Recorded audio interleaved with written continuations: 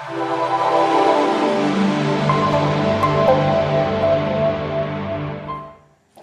everyone, this is Michael with HomeHealthSuccessAcademy.com and 10xPatientReferrals.com, and you are watching our video series regarding starting your own home care business. And in this particular module, we talk about creating a feasibility study. Now, creating a feasibility study is important, whether you're going to franchise a company, you're going to start a company from your home, a home-based business, home care company, or are you going to rent out a facility, an office space, either in a strip mall or in a office building. Either or, no matter what you do, whatever business that you actually create, a feasibility study is always important because you have to make sure that you actually review the area. And we're going to show you guys how to be able to do a feasibility study to better understand your community, to be able to understand, what is your potential outlook in the area that you're planning to run your business. So let's go ahead and get started. So after you had determined your personal suitability, set up your goals and objectives, created your mission, your vision and values and belief statements, you should undertake a feasibility study. Now, in regards to creating goals and objectives, creating your mission, vision and values and your beliefs and your statements, we actually went through that on module 1, and in module 2 we kind of made you look into, should you franchise a company, should you do a home-based business or a community-based business. So what is a feasibility study? A feasibility study will help you determine if your home care business will have a chance of succeeding. In other words, a feasibility study will help you determine if starting a home care business makes sense, especially does it make sense if you're going to be providing it in your area. Because the last thing you want to do is actually open up a home care business if you are in a college area, right? In a college town, for example, because guess what? Majority of people in your area are college people, and the age is not the type of people that you're going to be targeting. So you want to make a determination, and you should never ever just open up a business just because you're close to that area. Some of the successful agencies I know, they may live, let's say, for example, in this town, but they open up their business in a couple towns down, a couple cities down, because they know that they created a feasibility study and within their area, it may not be a perfect fit for their company, and they decided to put the center of attention for their business in a separate location. So you have to make that determination and not just make a business just because you live in that area. So there are really 3 objectives that you should be met by the feasibility study in order to study to be a value, right? Number 1, you should need to be able to learn more about your prospective client's needs, their wants and desires. Clearly define the services that you wish to offer these clients. In other words, find a need and fill it, okay? Another word for that is know what the problem that they're facing and be the solution for it. And lastly, you need to estimate how much revenue the services will generate. So after completing your feasibility study, you will have an idea of marketing opportunities, right? So the growth potential for your home care business. Now, you won't know for sure until you actually get your business started, but a feasibility study will help you analyze the risk and the rewards involved in starting that business in your area. You will want to gather as much information as possible about the home care industry, the senior market, as well as the competition before investing your own and other people's money. Because that is the thing. A lot of people, when they start a company, it doesn't mean that they're actually using their own money. They may bring in investors, they may bring in partners, they may get a loan from a bank, right?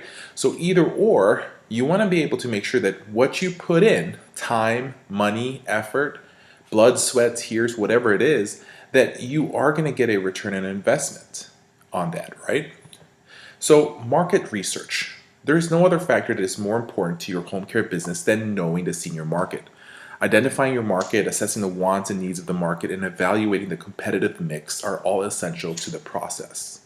So market research will help you determine the geographical boundaries of your service area market, who your potential clients are, who your competitors are, and market demographics. So why is geographical boundaries could be very important? Well, you need to first of all find out, some states will only allow you to be able to run your company within 3 counties, for example. So like, let's say, for example, my one home care company, we are in the Central Florida area, and we are only allowed to service 3 counties within that area at a time. And so you have to be able to know which counties you want to be able to work around. Now, for example, also, if you are franchising a company, right, you need to find out what area they're only allowing you to work with, right? So depends on the franchise company. You may actually be dividing up Chicago, for example, into 4 different business entities. And so you're going to be competing against your fellow franchisees, but of course they have their own sector where they can actually run their business and take care of clients, and you have your own sector. So you need to be able to know what are the geographical boundaries that is available for me. So market research begins with identifying the potential client base, which is your target market, who will be using your services. So typically, most home care companies will be servicing senior citizens, right? So how do you identify that? So we'll go through several ways on how to be able to identify that market and help you figure that out, right? Determining if potential clients have enough money to purchase your services, because a lot of the times for home care companies, we're doing private pay services. Yes, we may be dealing with companies with clients that has insurances, or you might be getting your Medicaid to pay for some of your home care services, but you need to be able to know, do the clients in this area have the ability to be able to pay for the services, or have the support to pay for these services? A lot of agencies will stick to clients and they just want to concentrate on Medicaid clients.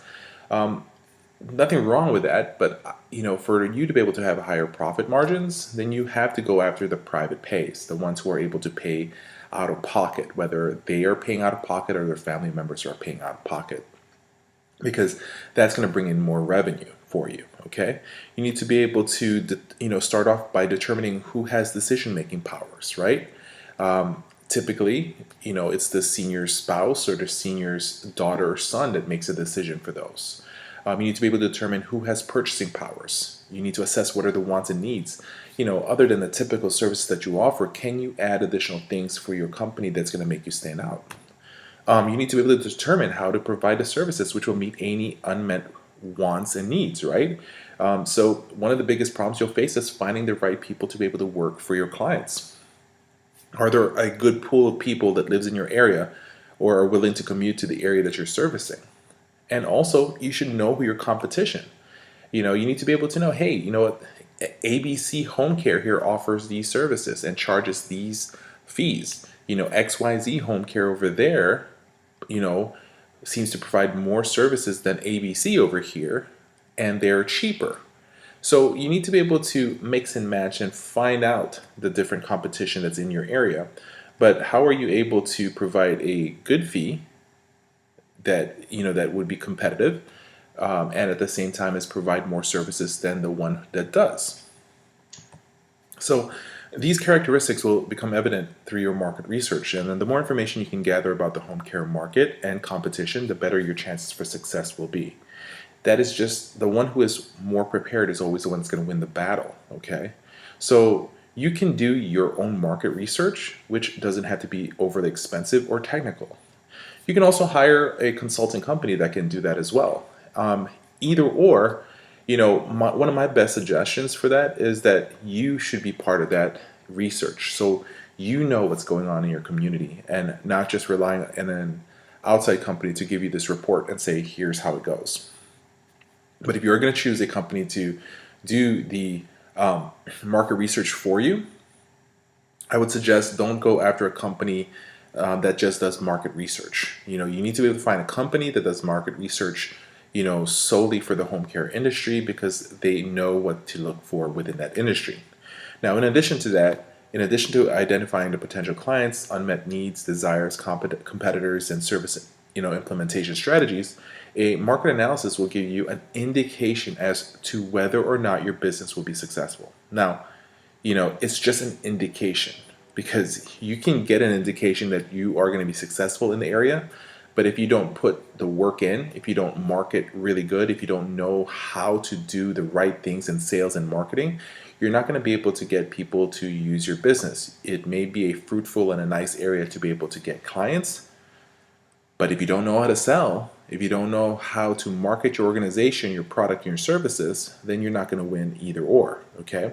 So furthermore, it will provide an opportunity early in the game to minimize any obstacles by making adjustments. The structure and functions of your business will, to a large extent, be based on market research. Another advantage of conducting a market analysis is that it will be very helpful should you need to obtain financing. So, other than that, your research, when you create your market research, when you do your marketing plan, you can create a business plan out of the whole thing. You can use all that information if you are planning to get a business loan from someone, from a bank or from another lender.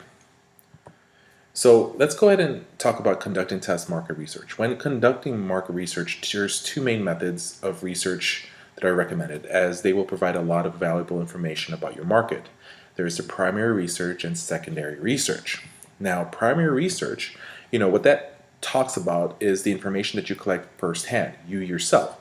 It can be done informally, simply by approaching potential clients and discussing their needs and wants, and by listening to people in your community or those who are involved in the home care industry. It may also involve mail, personal surveys, or even telephone surveys. Surveying and gathering information from your competitors is doing primary research. It is important because it provides up-to-date information. So when I do primary research, for example, when I open up one of my companies in the Midwest, for example, what I did was that I cold called 30 agencies within that area. So I cold called 30 agencies within that area, and what I did was this. I actually asked for their rates. I pretended that I was actually someone looking for services for my grandmother. Now, a lot of you guys saying maybe that's kind of sneaky. Yes, it is, but that's what we call primary research. Guess what? When you hire somebody to do this for you, they're going to do the same exact thing. So you might as well do that yourself. Okay, and at the same time as you can find out what services they offer. Now, I'm not going to be mean or waste their time and have them come meet me and then find out from them live and then all of a sudden not call back. But a quick phone call will get you some of the answers. And at the same time the reason why I enjoy doing that is because I try to find out, will this person give me the information over the phone? And, but at the same time how do they answer the phone?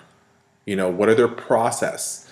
What's their sales process, their marketing process? And by me being able to do that, I can analyze my competition from there. Now, secondary research is research, refers to information that has been collected by somebody else, secondhand, and is presented in a statistical or descriptive manner. It is usually less time consuming and less expensive. So you can actually do research, online. So when I do research, I do a little bit of both, primary and secondary research that makes everything much better. So for example, what I would do is I would be able to go to the Bureau of Labor Statistics, right? So, and what I would do with that is you can pull up those information and find out what is the percentage of 65 years and older people living in this area. Then I can also analyze what is, the current income household for those particular people within that rate.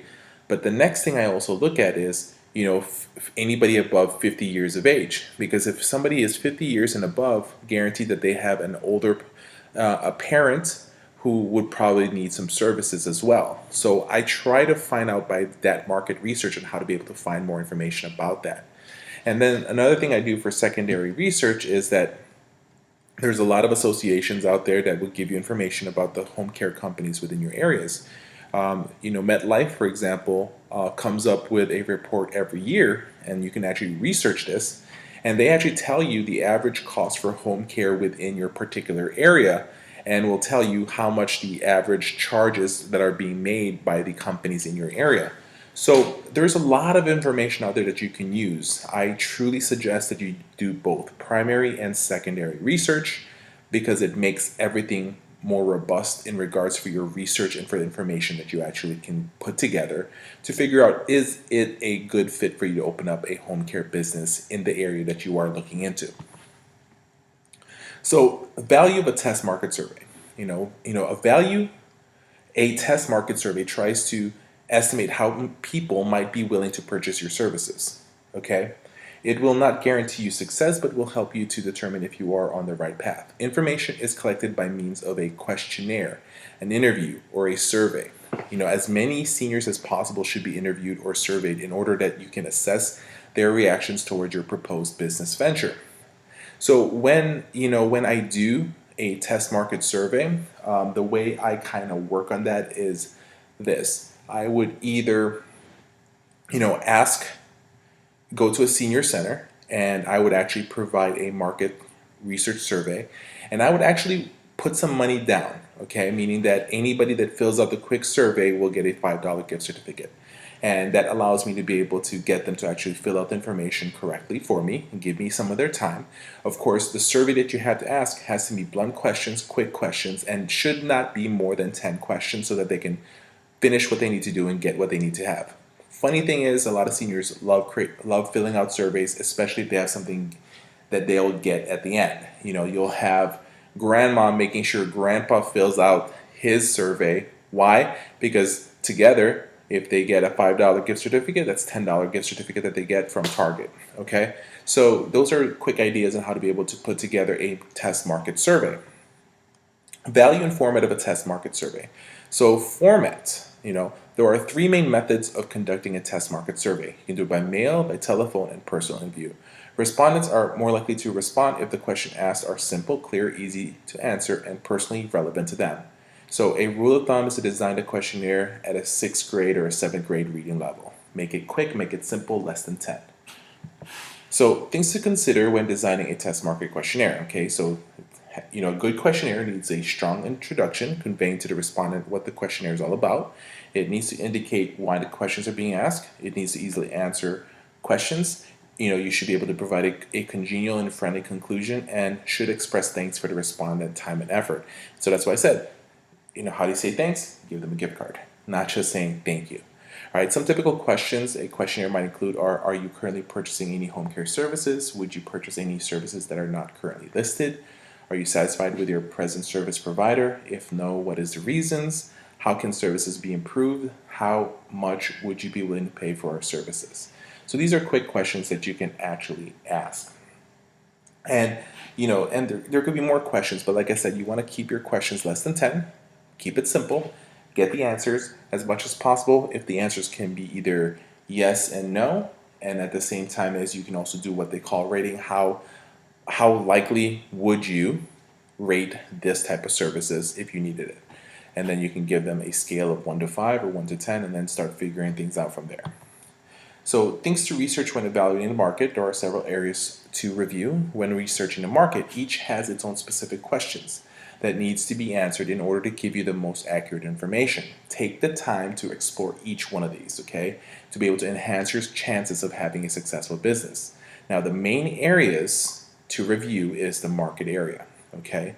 You need to look at your geographical area, who you're going to be targeting, then your marketing profile. I want you to be able to imagine right now what would be or how would your typical client that you want to service look like? What would they look like? How would they act? What type of diagnosis would they have? What is their current living situation? Who's taking care of them? All right, so I want you to think about that. That's needed when you create the marketing profile. Then you need to be able to look at your competition. Look at their website. Look at their brochures. Look at what they're doing in the community. Then you need to look at market status and as well as market share. So market area, the market area refers to the physical area where you will be offering your services. It may be a city, a town, a county, a region, a municipality, neighborhood, etc. Think of it as a geographical area that you can plot on a map. Within the boundaries of your market area will be your target market. Right? The market you will be targeting for your home care business will primarily be the senior citizen market. Once you have determined your market area, you can gather demographic information of that area. And selecting a geographical area for your business or service, the distribution of client groups will play an important role in the area that you select. Some things to think about when selecting the geographical boundaries are competition, demographics, and maximum distances you and or your staff are prepared to travel. Market profile. These are your potential clients. Once you have that decided on the market area in which you will be operating your business, you can start collecting some basic demographic data that's included in your market profile. Some important characteristics to include in your market profiles are age, gender, income, pension income, social security income, population 65 years and older who have disability, marriage, partner status, as well as cultural, ethnic, as well as racial background. Who is your competition? Your competition is comprised of the businesses who are offering similar services to the same client you have selected as your target market. Not only do you want to study the market in terms of potential clients and geographical area, but you should also do a study of your competition. You will want to know as much as you can about their business operations, client services, their image, and reputation. By researching your competition, you can better determine their strengths and weaknesses to help you design your own marketing plan. Now, when you are trying to determine existing and potential competitions, you need to look at home-based service providers, independent contractors, home care agencies, both private and home health care agencies, franchises, and governmentals as well. There's family care homes, assisted living communities, care facilities, and as well as any other business that offer a service such as window washing or yard work which you intend to offer. In addition to identifying the competition, other aspects of their businesses should also be reviewed. If possible, try to obtain as much information as possible about their business. Not necessarily easy, right? These details will help determine your ability to compete with them, the major strengths and the weaknesses. So look at their services, Let me give you guys a quick tip. In the Chicago area, my home care company offers free, okay? Free snow shoveling.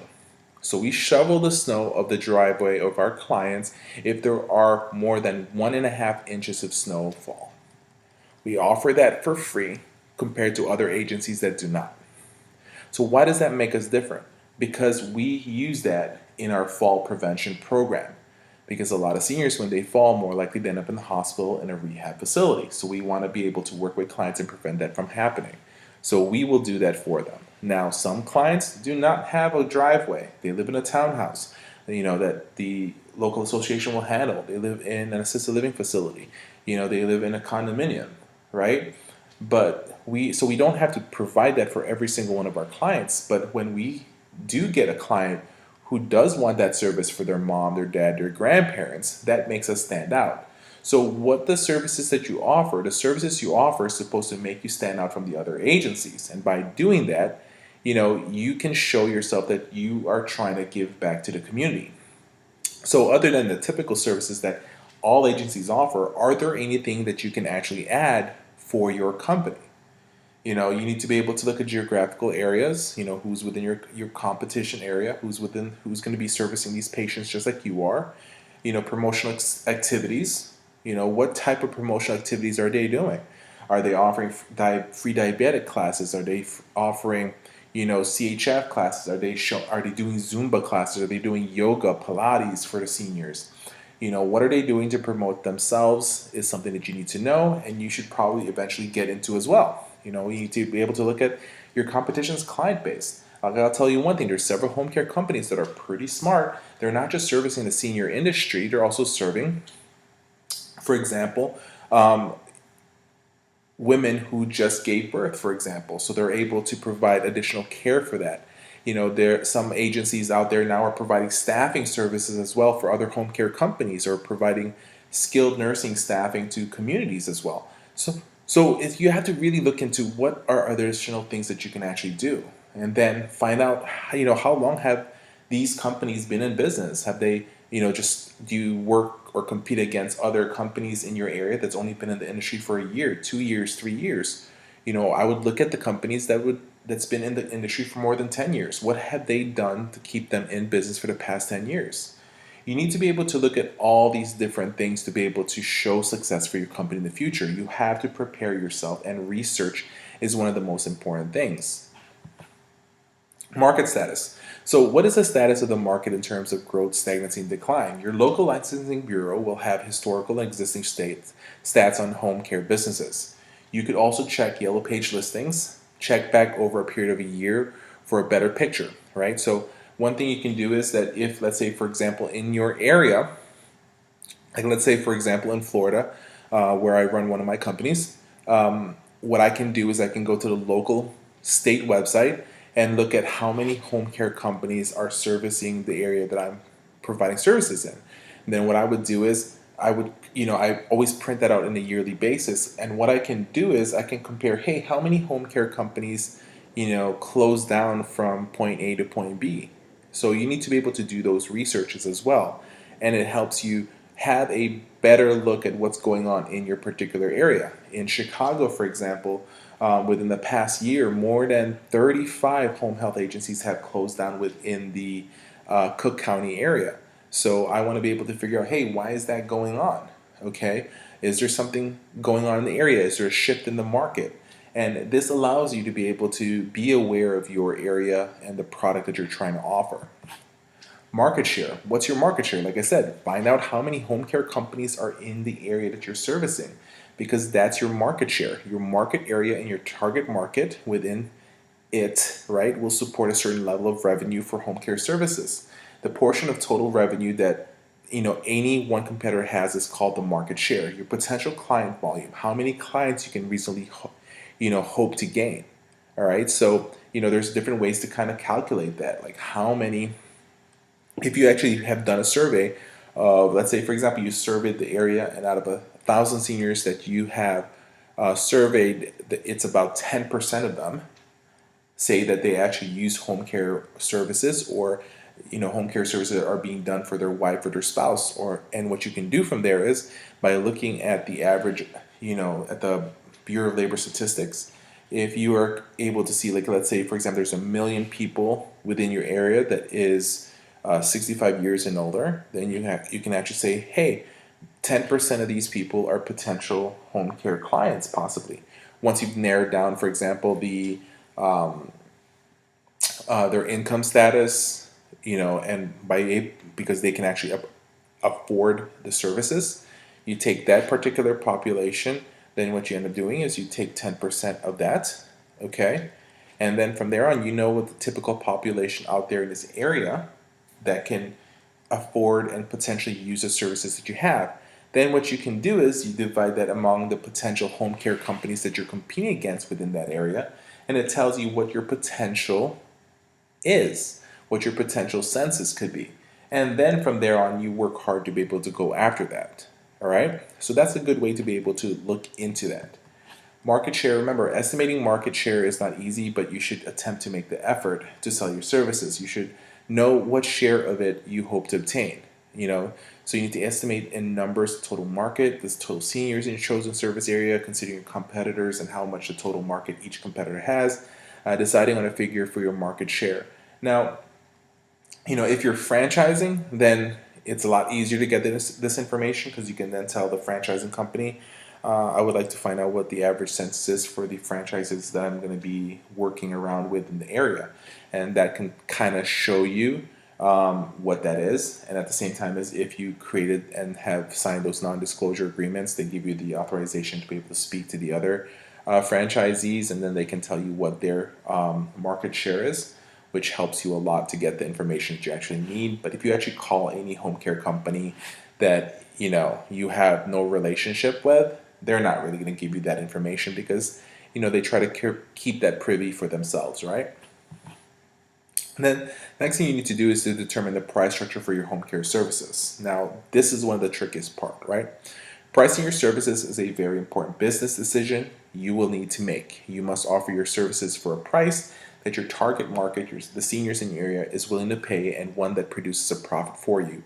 You will not be in the business long if you cannot generate a profit. Your clients will ultimately determine your prices, and they will only be willing to purchase your services within a specific price range. Remember that the image of your business is crucial to obtaining and keeping clientele, and that your pricing structure and policies are a major component of your image. Now, I want to tell you guys one thing, and this is this, right? Never be the lowest charging home care company. There can only be one of the lowest. There can only be one. And typically the person that charges the lowest is the one that goes out of business. The reason why is there's no profit margin for you. There's going to be companies out there that are charging $16 an hour, and that right there does not make any sense at all. and how it's going to work. So the reason why that is, how easy is it to find a home care aide to provide services? If you're paying a home care aide $10, $11 an hour, because that right there is even break-even point, most home care companies are starting to see that they need to increase the prices. And also, I want you guys to also pay attention to what's going on in the government, in the laws that are happening in our cities. Like for example, in Seattle, minimum wage there over there is $15 an hour. So what's going to happen when your state, your city, turns up to be one of those next future places that expects minimum wage to be $15 an hour? So for these home care companies that have their seniors, have these clients that are used to paying $16 an hour, what happens to when they all of a sudden receive $15 minimum wage that they have to pay? It's going to change things up. So you need to be prepared for those things as well. And that's why keeping abreast of information, always researching what's happening in your area, is vital for you in this company. Okay, let's talk about direct labor costs. Okay, so there are variable expense increases when revenue increases. They also decrease when revenue decreases. Variable costs are any expense incurred as a direct result of providing your home care services. Direct labor costs includes those wages and labor-related expenses identified with a specific job. The labor cost is calculated by multiplying the number of direct labor hours delivered by the direct labor cost per hour. As the number of services provided increases, so do the costs of labor. We can therefore consider labor costs as a variable cost. Remember to include not only the amount paid directly to your employee, but also all other labor-related expenses. You need to talk about marketing. You need to talk about the cost of being able to bring in employees within the office to provide services. You need to be able to look at the potential additional costs for, expanding your office space as you increase your services. You need to look at, should you actually upgrade your computer system? Are you going to be still using paper systems, or are you going to make it a paperless system as well? So there's additional costs that you're going to be incurring as you start, increasing your products and your services for your organization. So these are things that you need to look into on what's going on within your organization. Overhead fixed costs, right?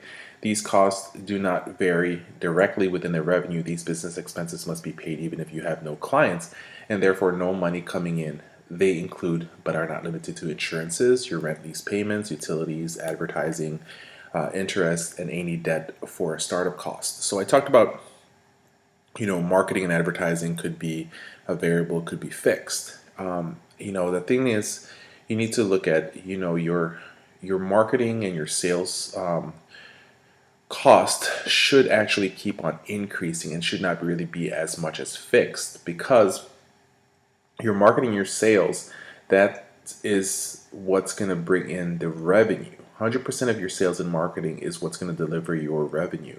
So if you want to be able to provide more services to more people and reach out to more people, your sales and marketing needs to also increase. But in the beginning, it's going to be a fixed cost, but eventually it starts going up. Labor costs for office employees and other salary employees, that can be fixed, but as you are growing, that's still going to increase as well. So there could be some variable things as well. And also to be able to keep your executives, to keep the good people to stay in your organization rather than moving away, there could be some variables where you might have to give them raises as well to keep them within your organization. And don't forget a salary for yourself. You should set up your salary early on and say, hey, this is how much I'm worth and how much I should pay myself within the organization. But we have to be honest, this thing will go up as well, because once you start bringing in more money, you're going to start seeing, hey, should I actually increase my own salary?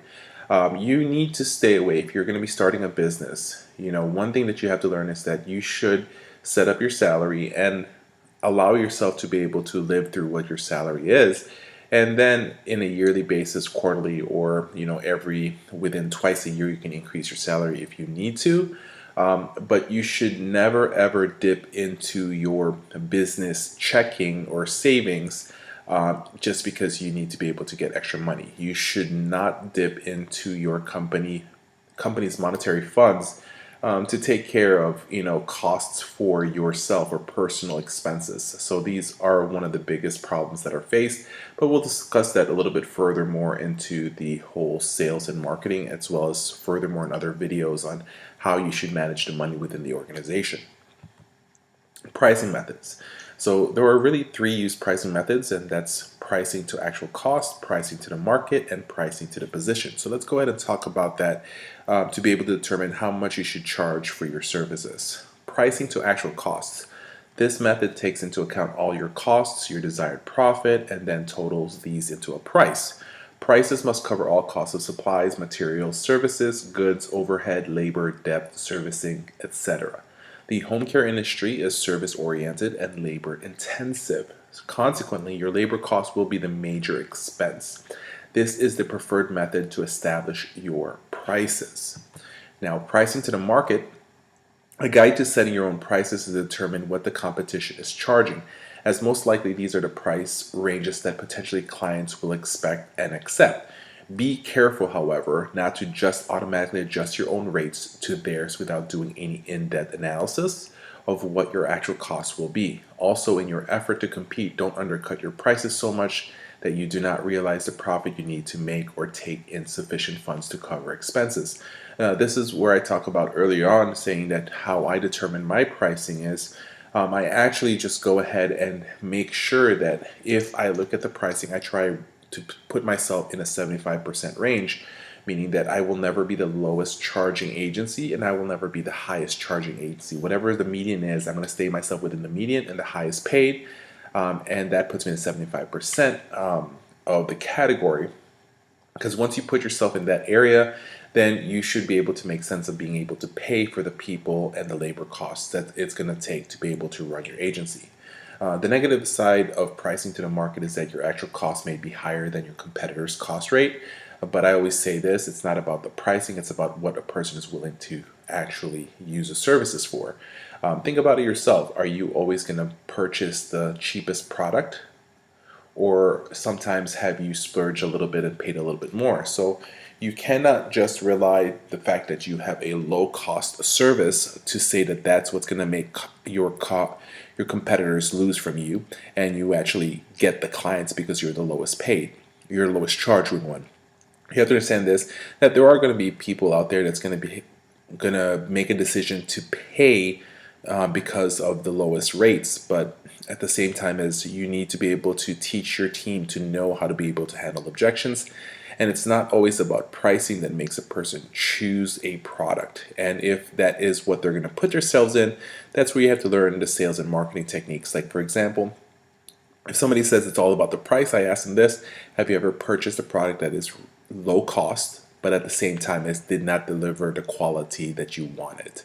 So this is a way to be able to, go past people that's saying that it's all about the price, for them to make a decision to be able to provide services or have services provided for their mom, their husband, or their aunt or the grandparents.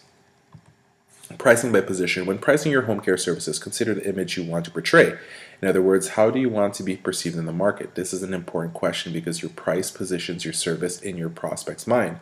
If you're positioning your agency as a high-end service provider, you should choose price towards the higher end of the price ranges already found in your market. If, on the other hand, your service will be more modest, sacrificing additional features and the finer touches, then you can go ahead and lower your price. One thing you can always do is that you can always provide a nice price, like I said, in the 75% range. And what you can do is, if you're starting to see some objections and really seeing that a patient is requiring you to lower your price, then you can go ahead and do the takeaways, right? And you can say that, all right, well, you know what, if that's the case, then what we're going to do is we can put you in the lower price range, but then at the same time, but we won't be able to provide these additional services that we typically give to our higher end clients.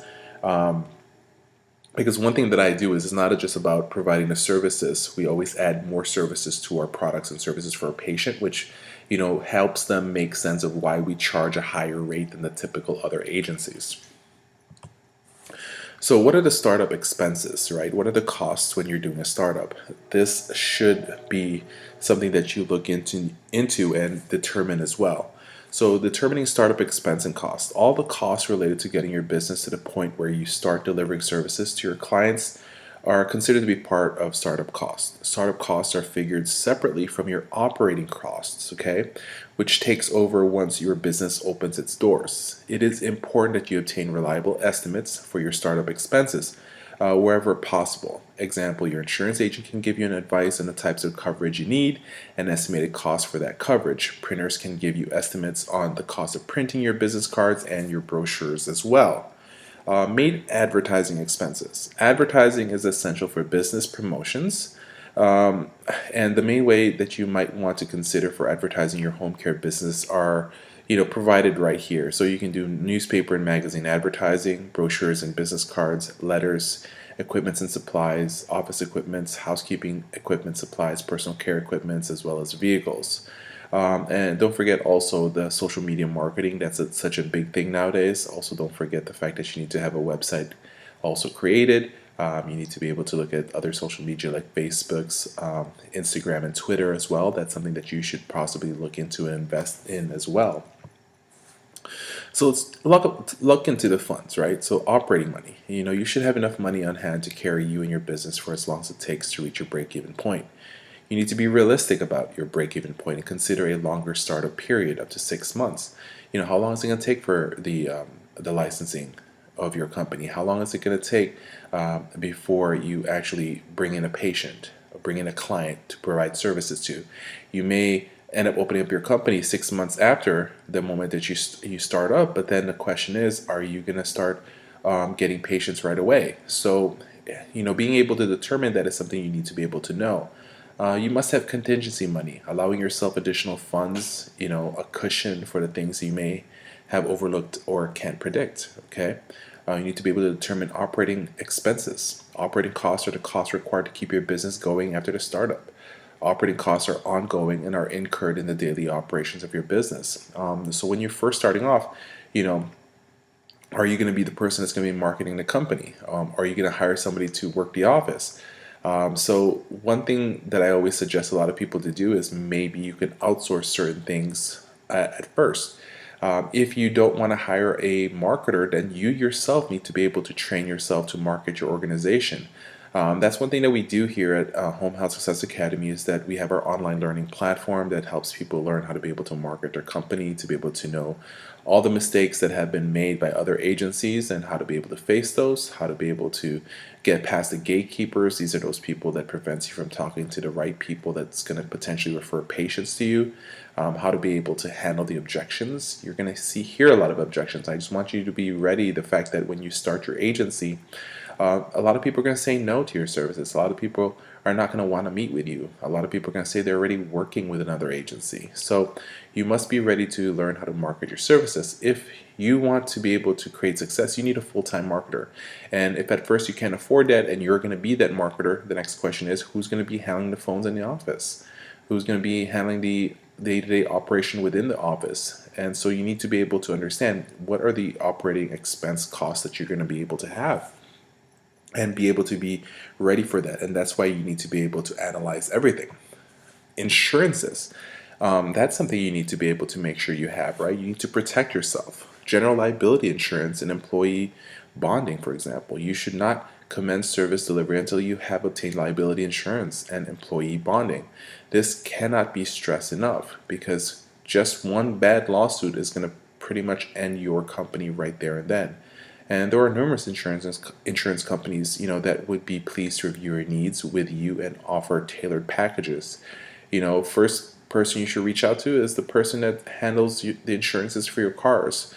Typically, most insurance companies handle more than just car insurance and sell more than that. So you need to be able to reach out to them, see if they can help you out. Professional liability insurance is important. If you are offering personal care, hands-on services such as dressing, bathing, and transferring a client from bed to bathroom, and etc., you should make sure your insurance policy covers such activities. A general liability policy usually does not cover these type of activities, so you may have to take out a professional liability insurance policy. You will want to be protected in case any accidents occur. And no matter what you say, no matter how safe you are, these things can happen. But best way to prevent these things is to be able to make sure you offer training for your staff so that they are aware on what are the safest ways to be able to prevent falls, to be able to make sure that they are safely transferring patients, bathing patients, and handling the day-to-day care of any patient. Disability insurance is also important. Disability insurance replaces a portion of your regular income when an illness or accident prevents you from working, right? It can be important for a self-employed person, although it is relatively expensive, and the payments may not be enough to keep you going in case of a disability. You guys heard of AFLAC, right? That's something that I always make sure I do have for myself. At the same time, is also allow it to be offered to my employees as well. Vehicle insurance is important, right? Cars and other vehicles used in your business have to be insured for business purposes. Insurance claims may not be valid if a vehicle is involved in an accident under a condition the policy doesn't cover. So if it's a personal insurance for your vehicle and you're transporting patients and something happens, well then guess what? That's not going to be covered unless you're able to make sure that you contact your insurance and those additional coverages are added to your plan. Ensure that employees have the appropriate coverage if they are using their own vehicles for the delivery of home care services, especially if they are transporting clients. Homeowners insurance. So let's talk about it. These are especially for agencies that are decided to do a home business, to have your office in your own home. So regular homeowners insurances does not usually cover losses which are related to home-based businesses. So since insurance companies vary in what they cover, it really, really, really is wise to determine the specifics of your personal homeowner's policy by consulting with an insurance company representative.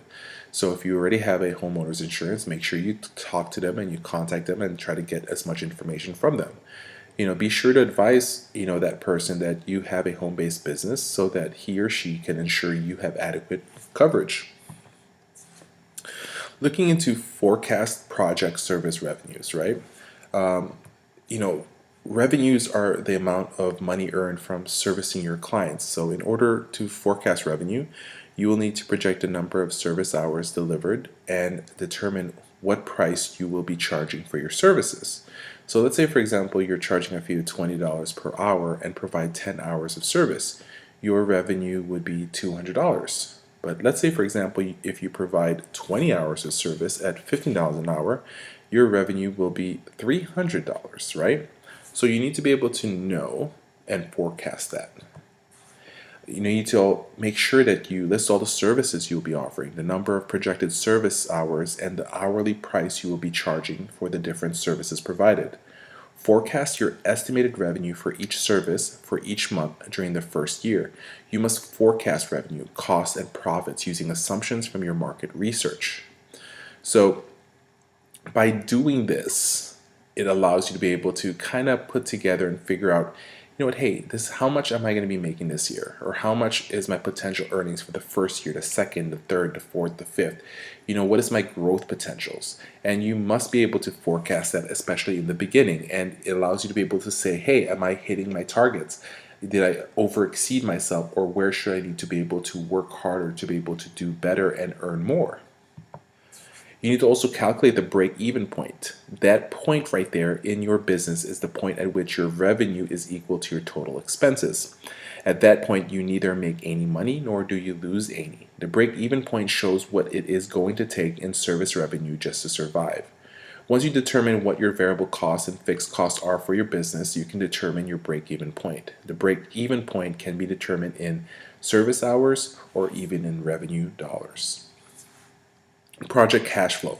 A cash flow projection is a forecast of the cash your business anticipates receiving and dispersing during the course of a given period of time, frequently a month, right? It is useful in anticipating a cash portion of your business at specific times during the period projected. Cash flow projections are prepared to determine shortages or excesses in cash for the amount deemed to be necessary to operate your business during the period the projection covers. If projections indicate there is a cash shortage, then financial arrangements must be made to generate more cash. How do you make more cash? Market more. How do you be able to market more? Make sure you're out there, your time, your marketing, putting yourself in front of people. A lot of people are so worried about saying, how do we save money for the company, when what they should be doing is they need to be more proactive and how to be able to get more clients. That's how you can actually make sure that there's cash flow for the company. At the end of each month, the cash position should be adequate to meet the cash requirements for the following month. If there is insufficient cash, then additional cash will have to be infused, or the amount of cash being paid out must be reduced. If there is too much cash on hand, then this money is not working for the business.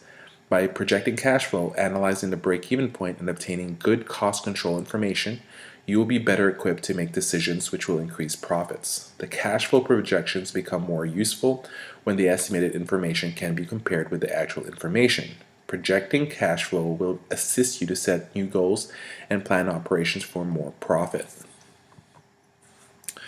So you need to also analyze other factors that can occur, right? When conducting a feasibility study, there are other factors that you should analyze, including legal issues, determine your staffing needs, and financing your business. So with legal issues, determine the need for licenses, permits, insurances, or certification necessary.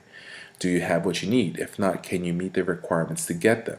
Determine your staffing needs. Do you have the necessary skills to be an effective manager, or do you need to bring somebody else whose strengths balance your weaknesses? Are you better at managing the office and not as good at marketing? Then maybe you need to bring in a better marketer that can bring in referrals for your company, right? When you finance your business, finding the necessary funds is a challenging thing for every new business, and we'll discuss furthermore how you can actually find funds for your company.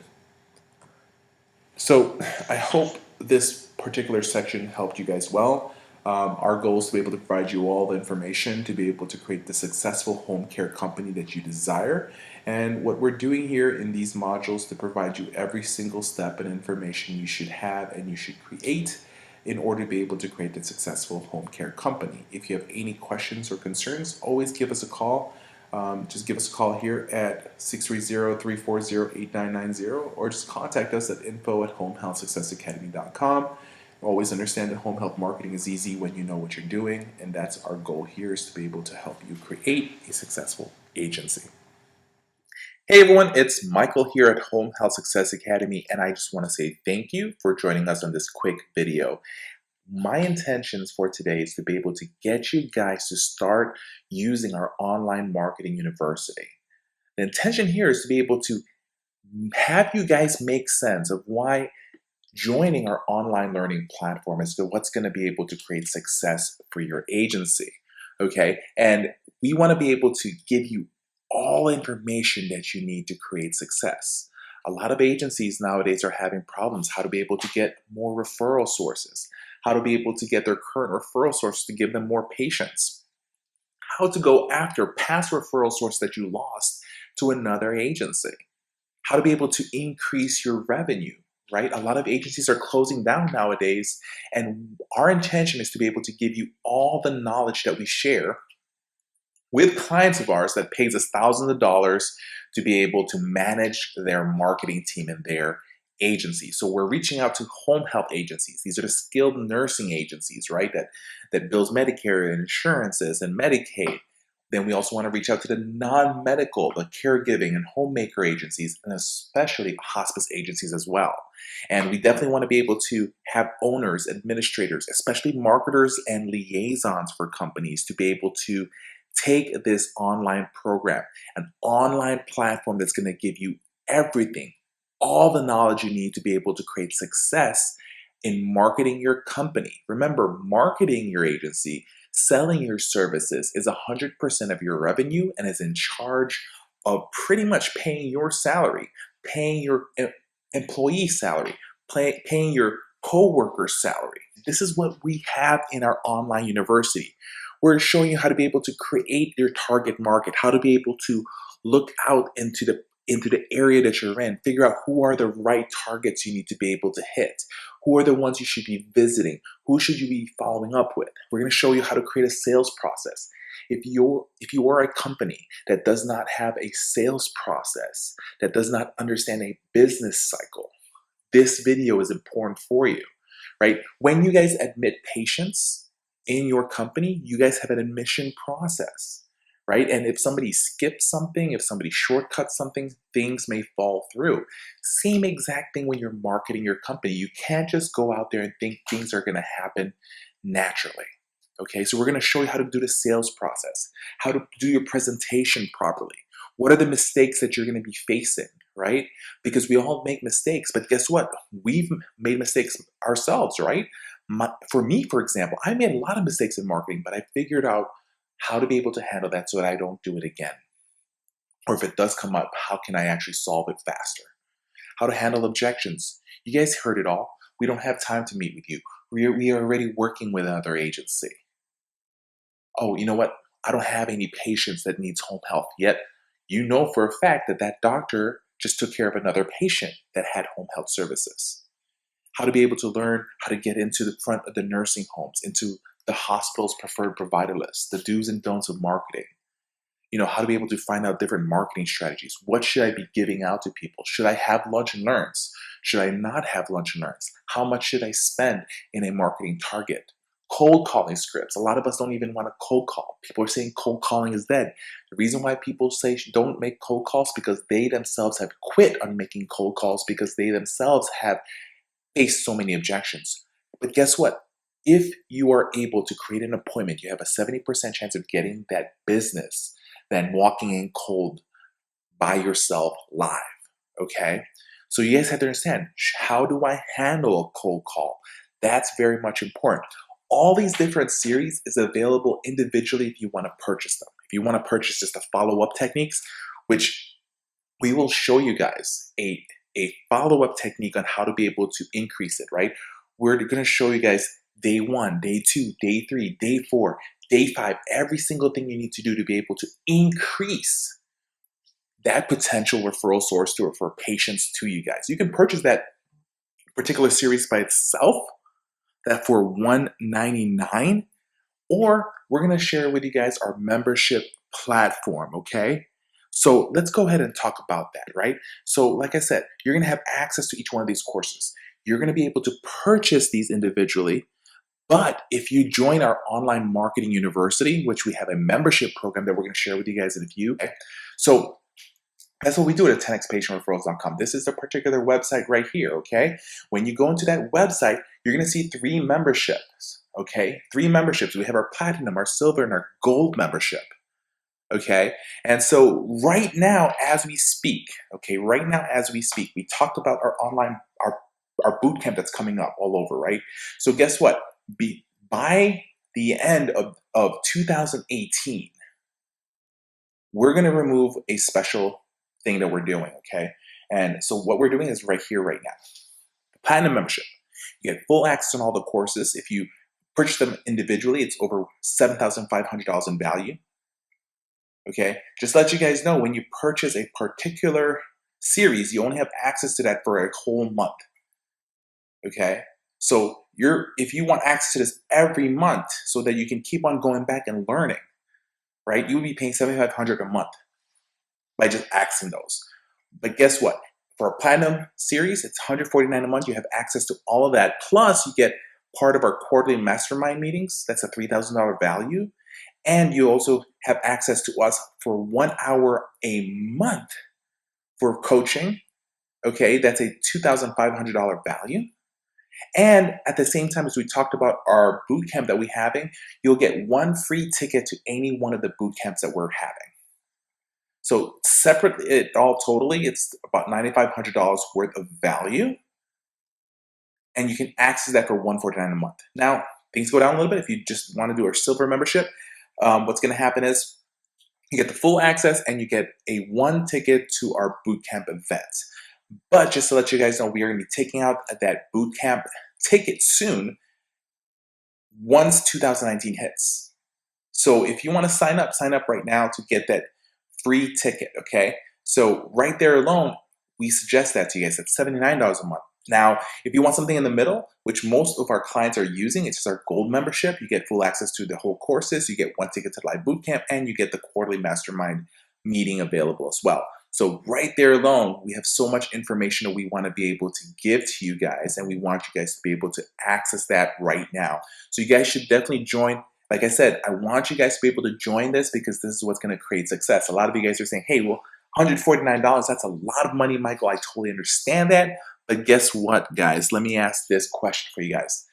If I can show you, and with the techniques I give you guys, and you guys just get one patient by learning the tips, tricks, and techniques, one patient in a whole year, if you are a skilled nursing home health agency, how much is one patient? That's about $3,000 to $4,000 that you're going to get as from Medicare, from the insurances, depending on the billing. Right there alone, it already paid for this particular item.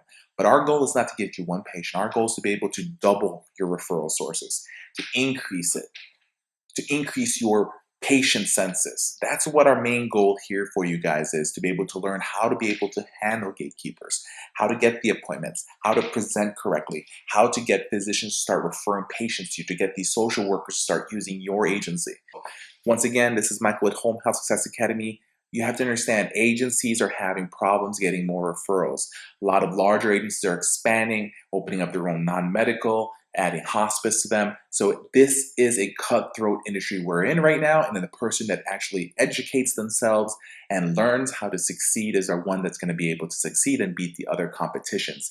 And if you don't join this, guess what? Your competition is joining this. If you don't attend the boot camp, guess what? People around your area is going to be attending the boot camps that we're having. So like, for example, our event that's coming up in Lakeland, Florida, we actually have people coming in from Georgia, coming in from Tennessee. We have one person that signed up that's coming from, North Carolina. So what we're trying to do is we're trying to create these events to be able to create success for you guys. So make sure you guys sign up, whether you're an online learning platform or attending our boot camp, either or, you should take this. This is amazing information that you guys should actually have your company. If you have any questions, contact us, 630-340-8990. Email us, info@homehealthsuccessacademy.com. But all the information is in our website, homehealthsuccessacademy.com. Our online learning platform is 10xpatientreferrals.com. If you have any questions, always know that home health is easy. Home health marketing is easy when you guys know what you're doing. This is Michael Echeverria. I look forward to seeing you guys in the boot camp, and I look forward to talking to you guys on the phone. Have a great day.